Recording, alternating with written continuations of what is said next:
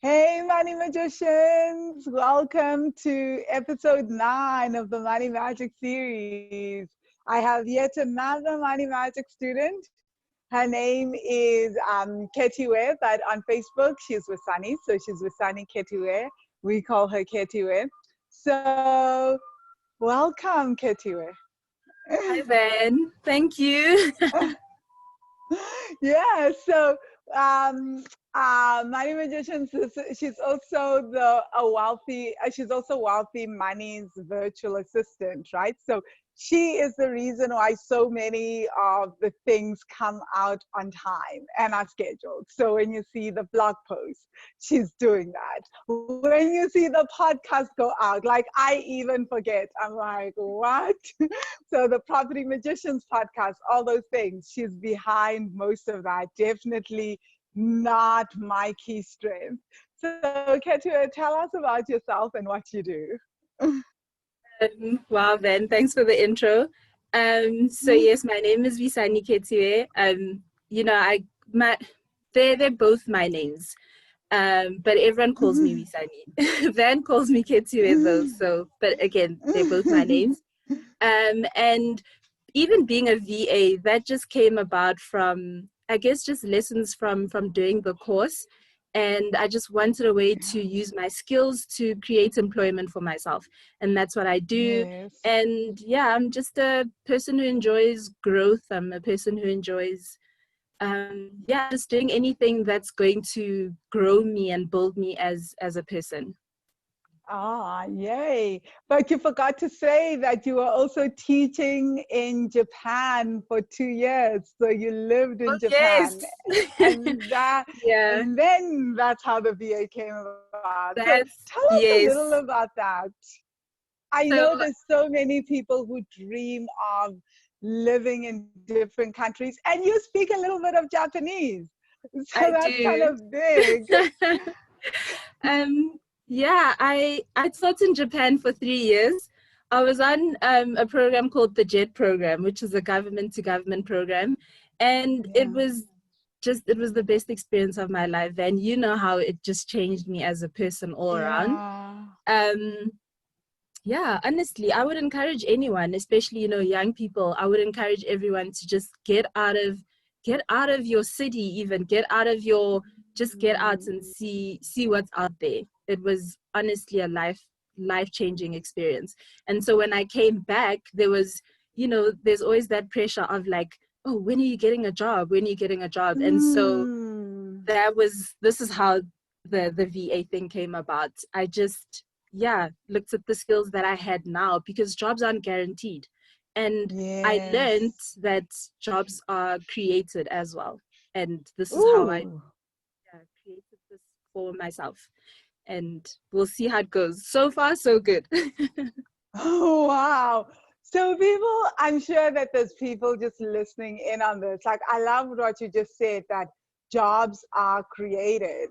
I think most of us are just like, I know it took me a while to figure that out, that jobs are created, even though I have like a degree that keeps telling me that jobs are created, but I was like, jobs are created. And I remember lying on my bed when I first started my first company, Speak to Be Free, and thinking, what am I going to do? I don't know what I'm going to actually do, you know? So tell us, do you mind telling us about just the first few weeks when you decided to start this and walking us through your emotional process and what it was like to even just finally make that announcement to people, like, I'm doing this? Sure, it was tough because it's like the way I used to think before. I had that idea of how life goes, like, that almost like societal idea that, you go to school, you graduate, and then etc. Picket fence, pension, whatever, we are taught. And so when I saw that this job, like which job am I guaranteed a job unless I know someone in particular who's going to give me a job, I don't know when it's going to come. And so it also, I had to peel away at a lot of layers of pride. I had to peel away a lot of layers of my own expectations of what I thought life is, and really just starts with the basic skills that I had. Like, I babysat, I even wanted to be an au pair, and a lot of people didn't understand that, because it's like, but you have a degree, you've come from like a foreign country, how are you just now doing these random things? I mean, there was a time even I saw an opportunity to open a spaza shop, or to work to partner with someone else, and you know what I mean? And it's like, it's crazy, but that's how much is possible. Because who says that that is a lowly thing or a bad thing to start, you know? And so, yeah, then when I really started to appreciate the skills that I have, and and appreciate that each and everything that I've learned can give me something, can give me monetary value, can be an exchange, is when I was like, okay, let's just do the VA thing. And even if people don't understand it, it's okay. I'm going to price myself, and I'm going to put myself out there, which was extremely scary, because I like to be invisible. I prefer it. But yeah, it had to be done. It was the right time. I was ready, and I wanted to, again, I just wanted to work. I wanted to contribute to myself and Yeah. the people I'm around. So that's how it came about. Sure. Yeah. I must say, like, I'm so proud of you and so excited, because I know the courage that it took, right? And I keep telling you how I love your mindset and the way you think. It's a very, very beautiful way of looking at the world and thinking, because I think what it is to just say, I'm gonna do what my heart wants me to do. I'm not just gonna do the thing that is expected of me, which I think is what most of us do, right? But to go out and say, I will try everything regardless of what my degree says. I mean, I remember when I decided I have my finance degree, but I'm gonna go waitress on a cruise ship, and I'm gonna clean bathrooms and everything. People were like, "What? You know, when you can be an analyst?" I was like, "Yeah, but that's not what's gonna allow me to travel from place to place." So if my traveling includes me cleaning for people with this degree, that's what I'm gonna do, because ultimately it's about the ultimate aim as I try to figure out what's next. You know, it's like I just knew that it was about trying to figure out what is the next thing for me. And I think we always forget that things are temporary. Just because today I'm scrubbing someone's floors doesn't mean I'm going to stay there forever. Just because I've been a bar lady for like 3 years, which I was, you know, on my travels, it doesn't mean that that's what I'm going to do for the rest of my life. I'm allowed to wake up tomorrow and change my mind. And that's literally what happened. I was waitressing and I was like, I'm going to go do an MBA. And a few months later, I was in business school. From being a waitress in London, I was in Boston doing my MBA. Completely different, right? But the thing is, you get to change your mind. And I love that you're allowing yourself to do that, to change your mind. Honestly, and we're just so vast. We're so dynamic that surely there's Yeah. more than one thing we can do, you know? Yeah. Yeah. Yeah, no, I so love that. So, Khethiwe, what does money mean to you? How would you explain money to an alien? Money is, so firstly, I view money as a vehicle for us to experience expansion here where we are. Mm. And expansion being freedom, the freedom to express ourselves, the freedom to have that tool to nourish ourselves, take care of our basic needs, to advance ourselves. Um, and money is that energy, it's that exchange. And yeah, money is, it's divine, and we all have the right to it. Yeah. Yes. Oh, I love that. We all have the right to money. Because why not? right? Just why not? So I love that money is an exchange, because I think as an entrepreneur, it's definitely like just an exchange of value. This is how much value I've set, not to myself, which we often say, but to my products and services. Because I believe that you can't set a value on a human being, or even truly, not even my time, because like time is what I've been given by the divine, you know? So it's like, the value that I given is priceless, but the value that I give, the value of my products and services, not so much. And it just so happened that my services are tied to my time, so I get to choose how much that is worth, knowing though that it's still priceless. So when did you start suspecting that your money story wasn't just about money? I'd say when I first did the bank account challenge, and Yeah. the bank account challenge was something else. I couldn't believe that just 5 days, like a 5-day challenge, would have like that amount of an impact on my life. And it was when probably day one or something, when when we got like accustomed or exposed to our own physical sensations about Yeah, money. And so yeah, I would have never put money and physical sensations or emotions together. yeah, I would have never done that. And yeah, it taught me that everything is so neurological and biological that even the yeah. most well thought out budget cannot override epigenetics or your feelings, or all Mm, of that. And yeah. yeah, it was definitely the bank account challenge. It tested Wow, I me. love what you just said about the well thought out budget. I never looked at it that way, but yeah, it just can't override that stuff, because so much like trauma is such an intense thing. It's so deeply embedded within the nervous system. So for most of us, we're not even aware of this, right? So then you do the bank account challenge, and then you hear about the money magic course. What did you imagine it would be? Well, having done the bank account challenge, I knew it wasn't going to be a walk in the park. But still, I still thought like there was a little bit of it that would be a magic pill. Like, I'm going to go into this course and do something for like a few weeks, and then I'm going to come out a millionaire or something. I don't know. But, I just thought that, oh, we just, we get in there and, I'm going to come out a millionaire. Yeah, And so much more than that. It's literally been a game changer, because who I am now and who I was then are like two different people. Two different people. It's so tied to like self-worth.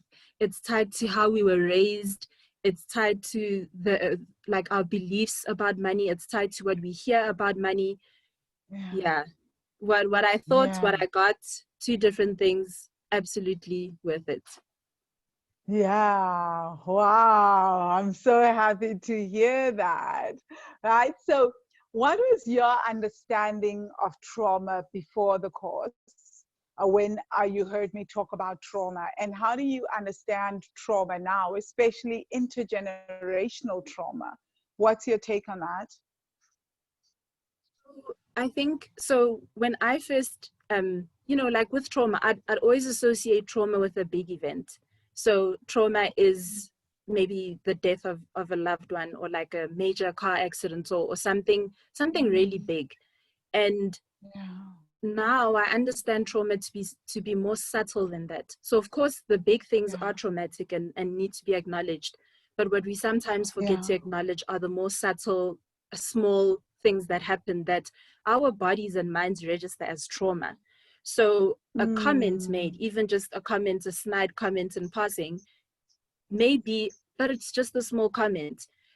But how it registers in the body and in the mind yeah, is that this is traumatic, and it gets stored in the body yeah, as this is traumatic, and that's all the body remembers. Yeah. And that becomes Yeah. a trauma. And if you have a lot of those little occurrences, you've got a big trauma or big trauma. So yes. I think even now, when it came to understanding intergenerational trauma, it would make me very sad at times, just to think that, oh my gosh, the things that, you know, our ancestors would go through, and even our parents, I'm talking, you know, I'm not even talking that long ago. Yes. And with no moment to even acknowledge or recognize that this thing has just happened. And every little trauma counts, like it counts. Yes, yes. Everything adds up in this lifetime. I've been having this conversation with a friend of mine about criticism, right? And we talk a lot about criticism, and I keep saying that I am not open to consistent, or what people even say is constant constructive criticism, that whatever you do, it's like constructively criticized, because how it's registered in the body, especially for someone like me who grew up being constantly criticized about everything and not being affirmed, that triggers trauma. And there's this belief that, well, now you've healed, so obviously if you go back, if you're being criticized, it shouldn't hurt you. But it's like saying, now you're no longer human. You know, I'm like, there's no such thing as truly healing all trauma, right? Because trauma, your soul is so vast, right? And like you've just said, we're also carrying this trauma that our parents, we're not even talking, guys, about grandparents and great-grandparents, right? Like, I mean, we're talking centuries of trauma, and we've only really been doing the money magic work for like a year, 2 years for you, for me, maybe 4 or 5 years. But even then, how do I contend with like centuries of intergenerational trauma where we have been criticized for how we look, for our gender, for our race, for our spiritual beliefs, consistently, especially as Black women. And then now to openly open myself up to say, yes, I will take constant criticism in any kind of relationship or friendship, doesn't make sense. And then we call it constructive. I'm like, no, you're just adding to the layers of trauma, because trauma is something so small. Like, you can say something random about something within me, but you don't know if maybe you are saying something about my hair, and then you constantly constructively give feedback on my hair, but you don't know that Black hair has been criticized for centuries. So that is a deep, deep trigger to me, even though I've grown to love it deeply.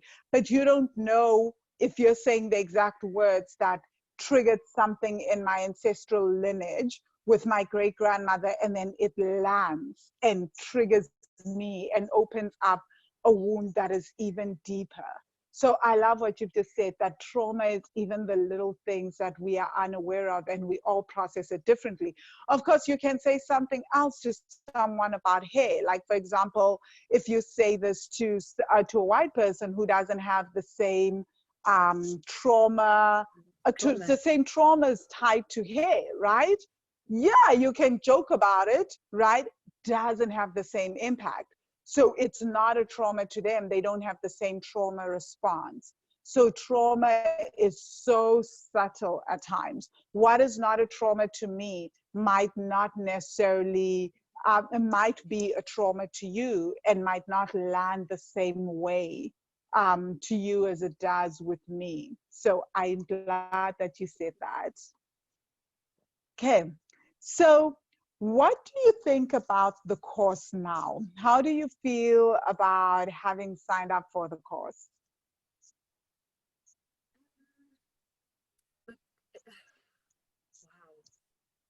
Wow. You know, I love that response, wow. guys. Speechlessness.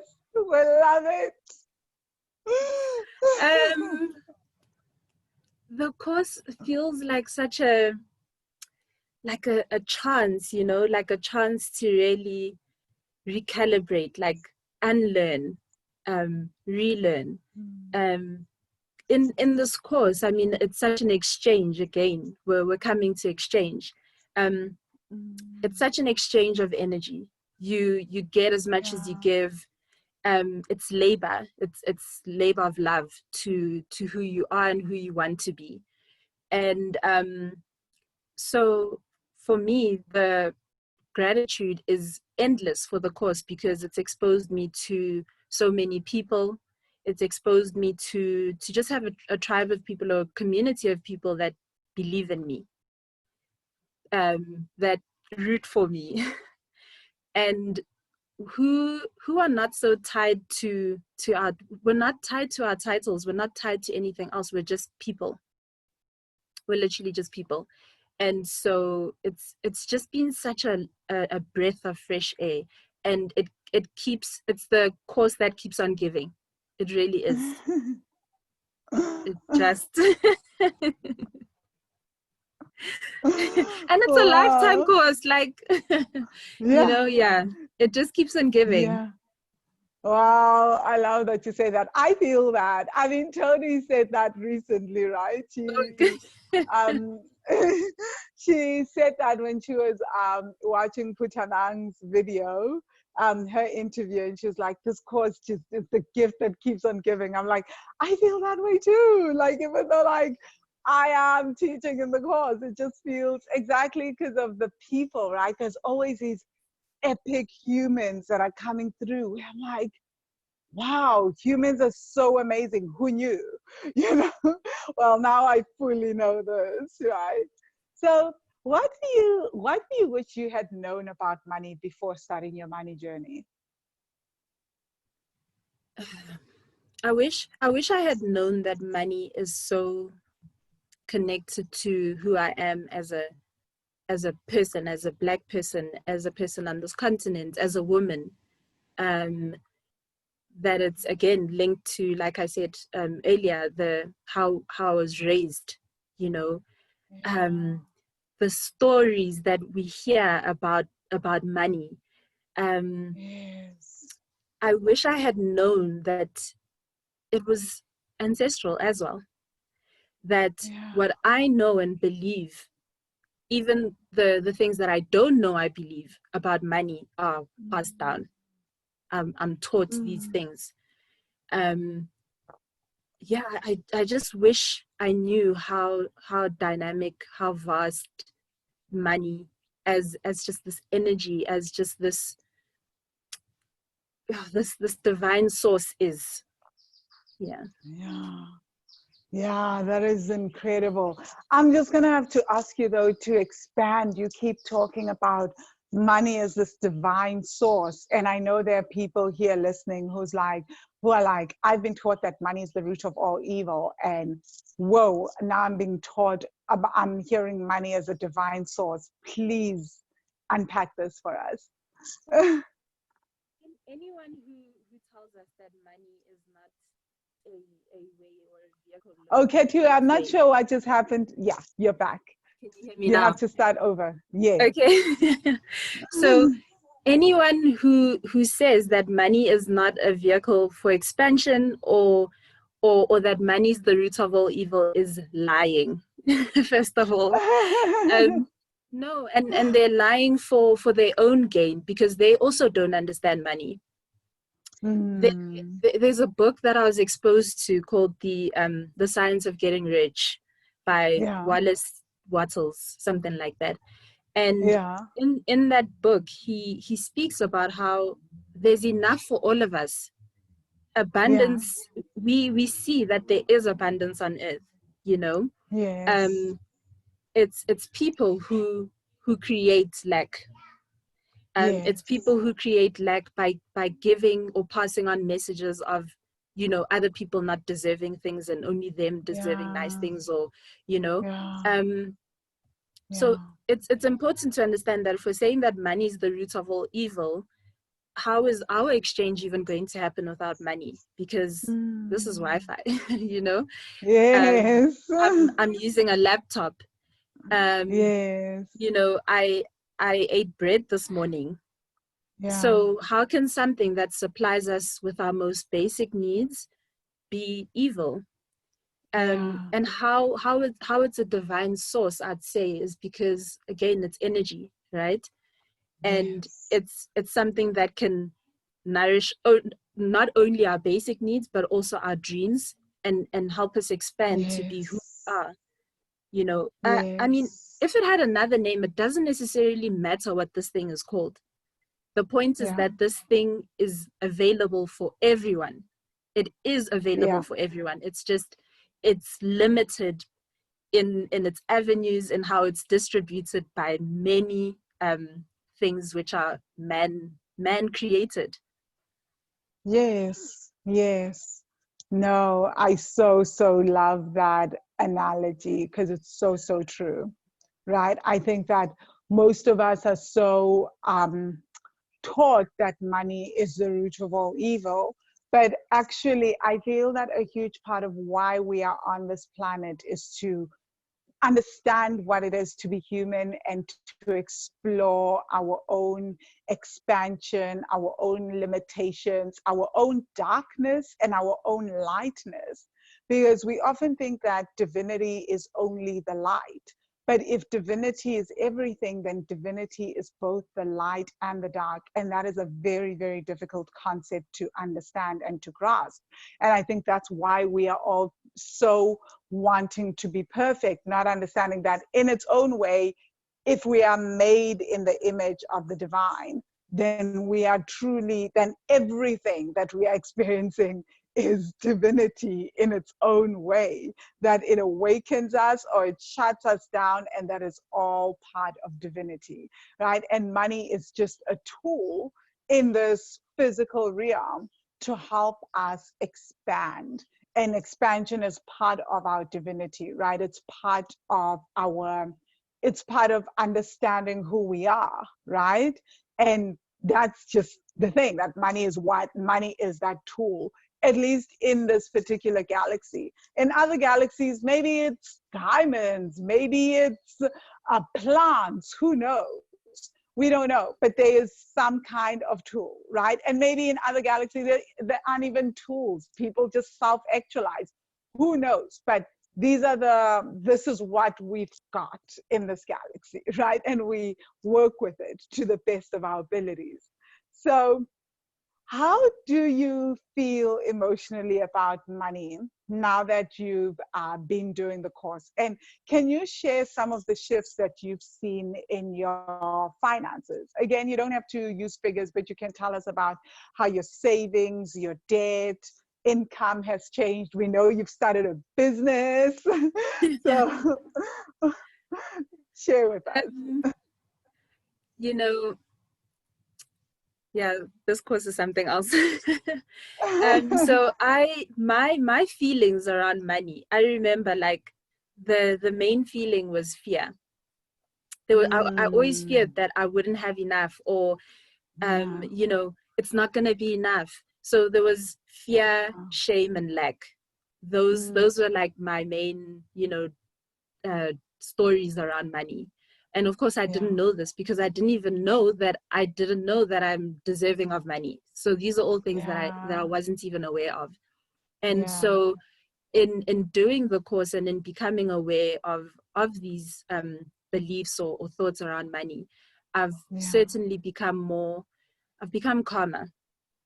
And because Yes. I've become more calm, I've been able to see uh, more. I've been able to even be like grateful for the things I have. Because sometimes when we're just restless about money, we even forget to like appreciate the things that we really do have.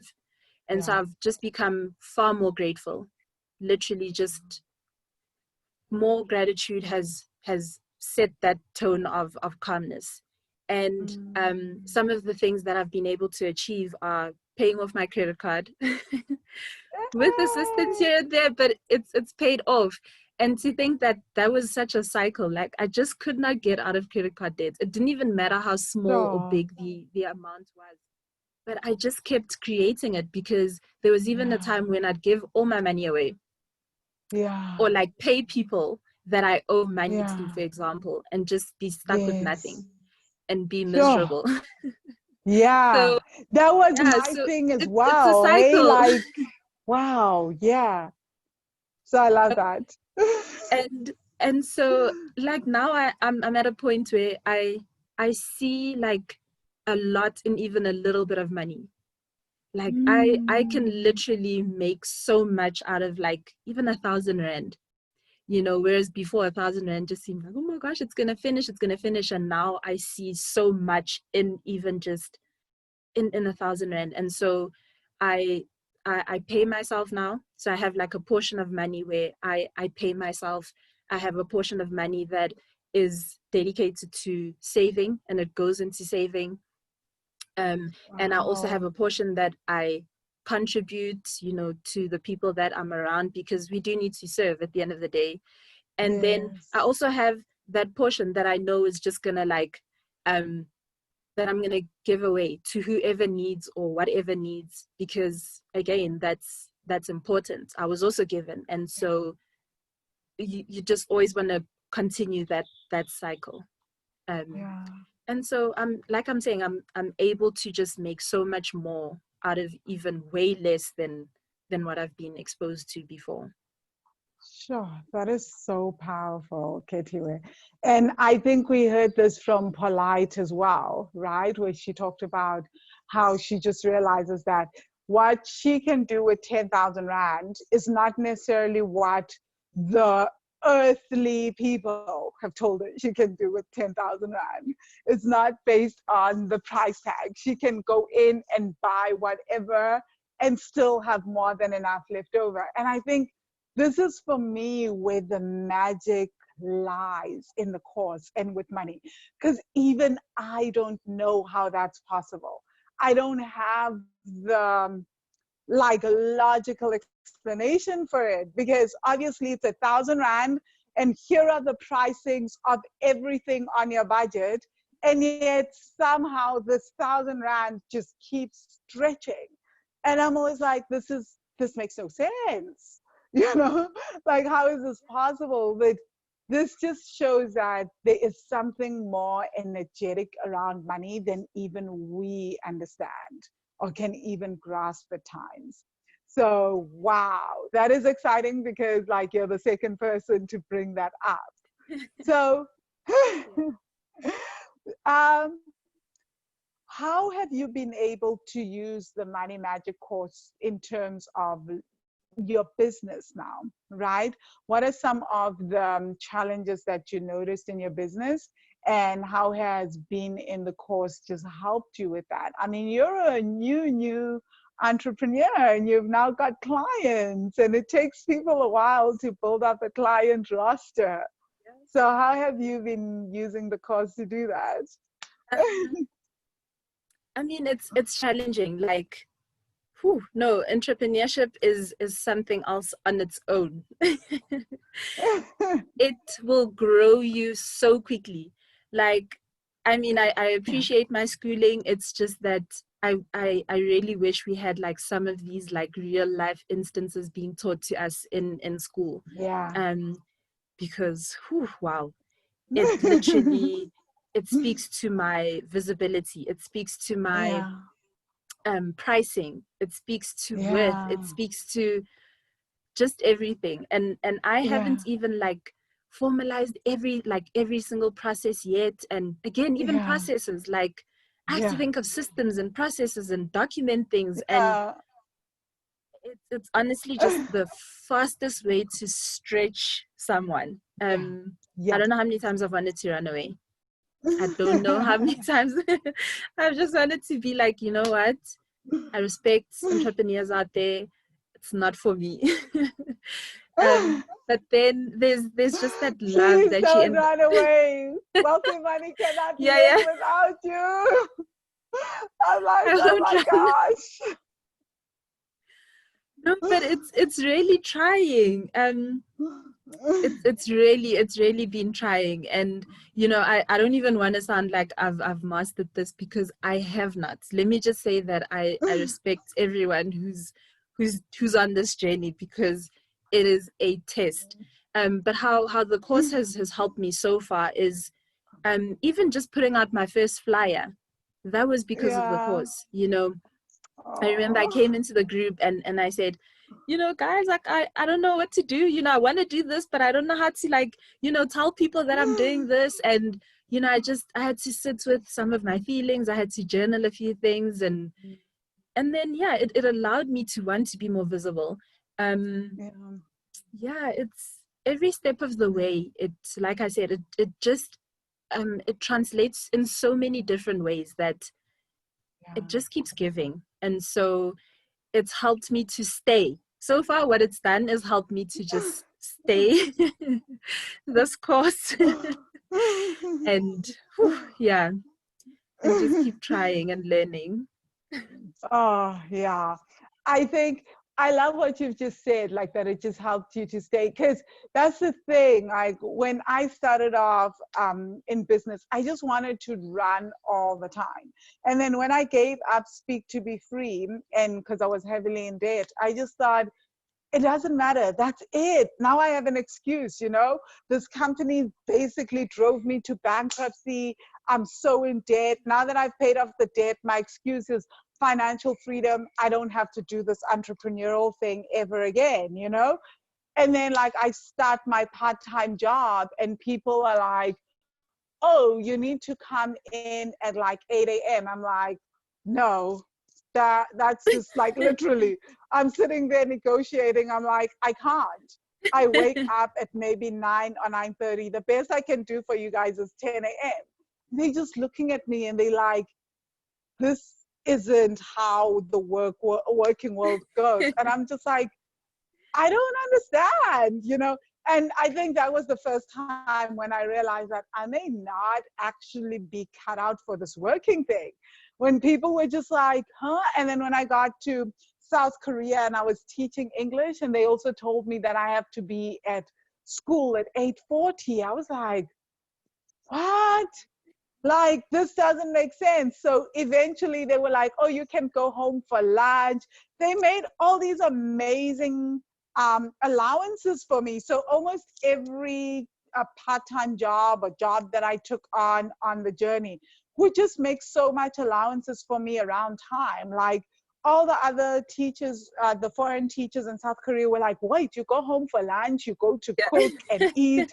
And I'm like, yeah, like they just allow me to do that. If I've got some free time, I just tell them I'm heading to the bank. I do all these things. I was like, I don't understand. And apparently they also could see that like I was not quite grasping this, because maybe I asked a lot of questions and I was just like, so, and I think what I learned afterwards when I left South Korea, and I was like, okay, there's only one thing that I know I can do, and this is it. Working for myself has been a constant, and I know I'm scared from the failure of the first company, but let's get back into it.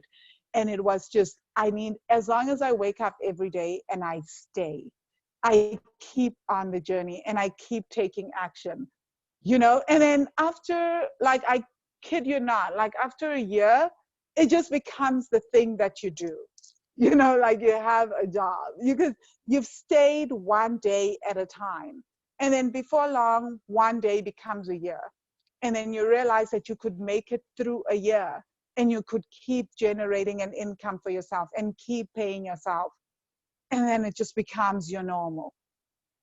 So I'm glad that you said that. I'll keep those words in mind.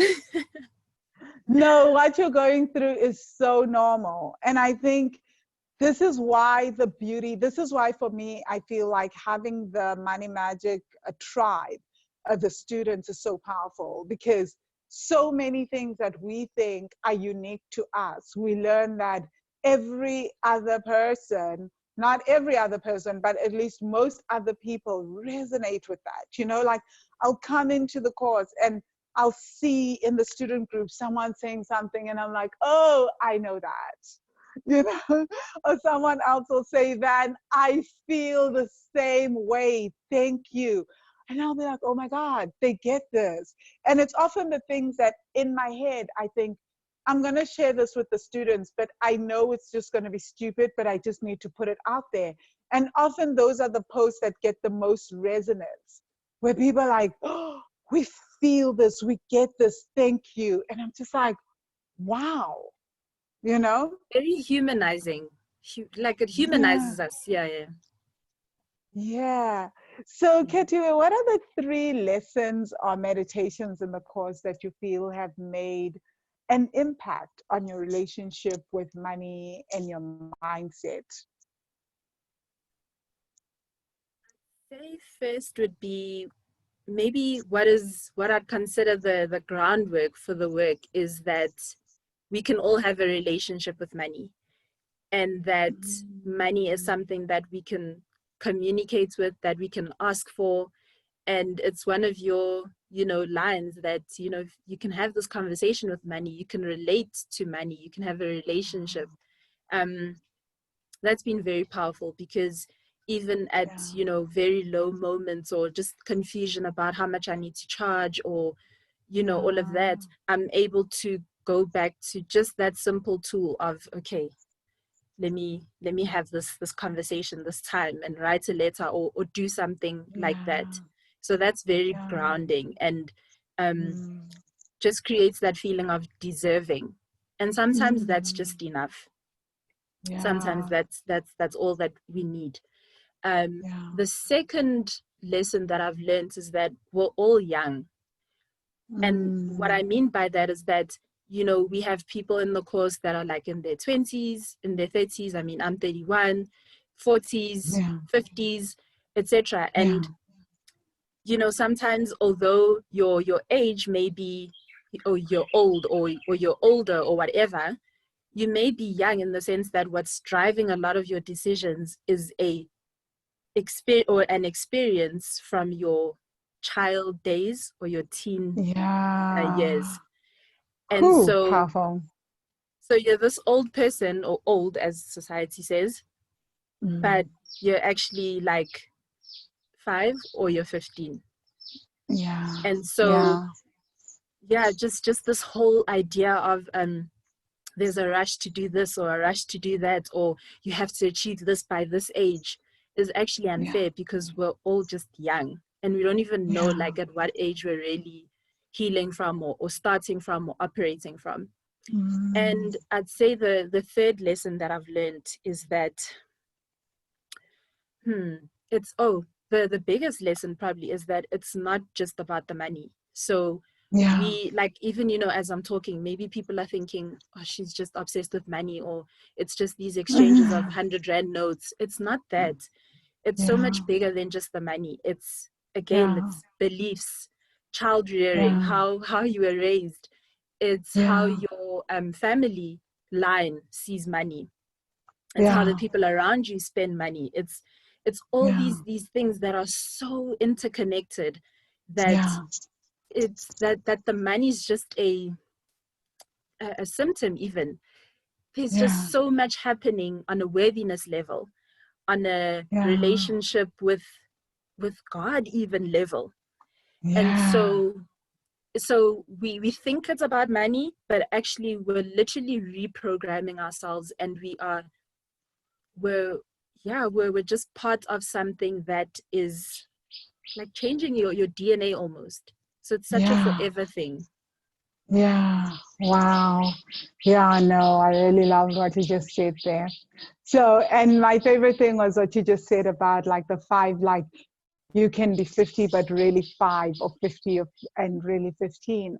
And as my coach always says, like 5-year-olds and 15-year-olds um, have no place discussing money or contracts. Whenever I fall apart, she'll say to me, is this you right now? Is this grown up Bangile, or is this like little Van? Like there was one time when I had to send out an invoice to a corporate client, and I was just like to her, I can't do this. Like, oh my God, they're going to look at this amount and flip and say, you're so crazy. Can't send this invoice, can't do it. And then she was like, oh, okay, this, which part, how old are you right now? Just feel into that. And I was like, I'm 5, I'm 4, like one of the two. She was like, okay, let's work with the 4-year-old because 4-year-olds have no place sending out invoices to corporates. So sometimes our inner child can hijack us fully. And guys, this happens to me right now. What I'm talking about is something that happened 4 months ago, right now, right? In 2020. It's not like a while back when I was still healing my deep financial wounds. Like I'm talking now, right? And I was like, can't do it. And literally, Sophia and Honey had to take over the proposal, take over everything that day. Because I was like, I cannot be involved in this. Like, I was having a full on tantrum, like a 4-year-old, like crying for no reason. Everything felt overwhelming. And then hopped on a call with my coach, and it was like, oh, the 4-year-old version has hijacked you. Cool. Let's work with her. Let's heal her. Guys, I kid you not, a few hours after that, I was like on an email like, please find attached proposal, attached invoice, and let's keep it moving. And that's literally what happened. You know, it was so easy to do that because now I was no longer being hijacked by my inner child. But that happens to so many of us and we don't see it. So yeah. Absolutely. Okay. So guys, the ice cream truck is bothering us again. So I just wanted to say, I've got 2 more questions for you, Khethiwe. So most people feel that they can do the work on their own, right? So, and they can just get the value from just reading my blogs, watching my YouTube videos or my Facebook lives, and attending a few of my classes where I give great advice. What would you say to those people? I'd say that's a good start. And that we are the content we consume. So that's like excellent if you're doing that. And it even means that, you know, this is where you want to be. You want to maybe change something. So Yeah. that's good. But because this work is so, again, intergenerational, it's so deep. It's tied to our beliefs, it's tied to our thoughts. It's work that you actually want to do for yourself. You want to know how it is that you think of money for yourself, and that's the kind of thing that no one else can do for you. Although Yeah. starting there is like really, really good. It is good. Yeah. But only you know the money stories of your family. Only you know the things that you really need to heal about your life and about what you believe about money. And Yeah. that comes from laboring for yourself. Laboring, doing the inner work. That's the true laboring. So, do you have any kind of routine or way in which you do the work? I know that for you, a lot of stuff gets, you do it mainly through what you see through the group, right? Like something will happen in the group. I think this happens to most of us, to be fair. In the student group, we'll go in, be having the best days of our lives, and then someone will like just say something, and then it will just be like, oh, that like escalated quite fast to a different day altogether. So how do you do the work? What's your routine? Ooh, I wish I had a routine. um, I don't. Okay. But okay, so but there are things that I do stick to, and things that I Okay. believe in so much, and that is journaling, like writing those Wow. letters. I really, really, really believe in that. Wow. You know, taking that deep breath, and that's something that I've been doing Yes. for like the past few months, even like taking that Yeah. intentional breath when I wake up in the morning to be like, Yeah. I'm alive. I am alive. Um, Oh. and so I really, really believe that in that. Um, Yeah. Yeah, so sometimes if I'm like really going through something, or like you said, if a theme rises in the group, then I'll be like, Yeah. okay, let me go do my work based on what we all uncovered for ourselves. Um, Yes. yeah, so I do want to be more intentional and have that routine, because I know how grounding it is. I understand the benefit and the value of that, because there was a time when I was like following a consistent routine, and I saw the benefits of that. But you know what I'm doing now, even though it's not as organized, I've seen that it's enough, and it, I don't know, it works. It works. Yeah, somehow it works. Oh, I love that. I love that. I say to people, everything works. Like Every just small step doing even counts.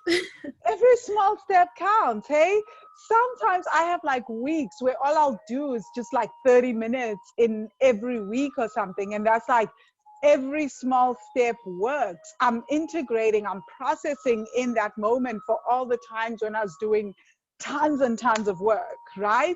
So everything works. They're like every little bit of inner work. So how do people get hold of you? Someone is listening and going, oh my God, I need an assistant. I need a virtual assistant, someone that will make my life easier. How do I hire her? So how do people hire you? Okay, so they can get hold of me by emailing me on Wisani at yourservice@gmail.com. Or they can add me on Instagram. My handle is Chosen Lotus. So Chosen and Lotus together. And finally on LinkedIn, because I haven't posted articles in a while, but I do plan to start rewriting some articles. And yeah, so that's how people can get hold of me.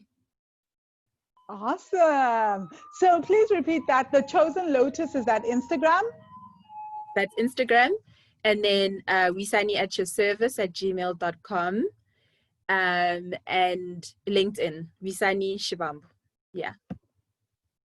Ah, perfect. Guys, I will also share all those details in the email when if you're watching this video because you've received an email. Definitely check it out in the email, right? And we also have it below if you're watching in our blog.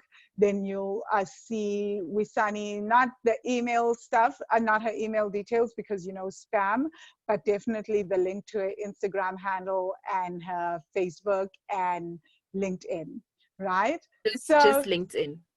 oh, just LinkedIn. Okay, not Facebook. So LinkedIn and Instagram. Sorry, Yeah. guys. So thank you so much, Khethiwe, for coming through and doing And this. This has been amazing.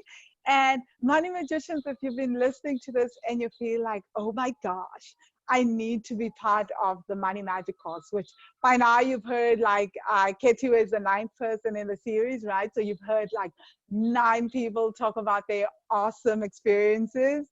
So definitely check it out at wealthy-money.com/money magic. Again, wealthy-money.com/money magic. We are currently open for registration, but if you watch this after registration is open, then get on the waiting list or shoot me a message via inbox. We would love to have you in the course. Like the student group is one of the most incredibly healing spaces that I have ever encountered. So thank you, Khethiwe, for doing this. You have been I can't incredible believe and you you've made me do this. we're breaking these vows of invisibility, right? Yeah, Like this is huge for you guys. You have it no is. clue how huge this is for Khethiwe. Like huge vow of invisibility breaking. I know like all the students are going to celebrate you. This is amazing. Thank Thank you you. so much.